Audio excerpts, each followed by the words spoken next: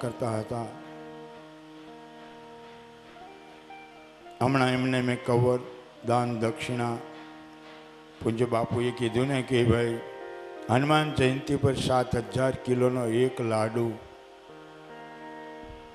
અને એ લાડુના દાતા પણ હનુમાનજી મહારાજ। એક જ માણસે 1500 કિલો દાળ, 1500 કિલો ખાંડ, સૂકો મેવો તેમજ 100 ડબ્બા તેલ, ઘી, આ બધો સામાન એક જ વ્યક્તિએ પહોંચતો કર્યો। મેં એને કીધું કે તમે મને નામ આપો, કોણ છે આ દાતા, તમે એનું સન્માન કરીએ। તો મને કરિયાણાવાળા ભાઈ એટલું જ કીધું કે બાપજી અમને નામ આપવાની ના પડી, એક ચિઠ્ઠી લખીને આપી દો કે મને આ સામાન મળી ગયો છે।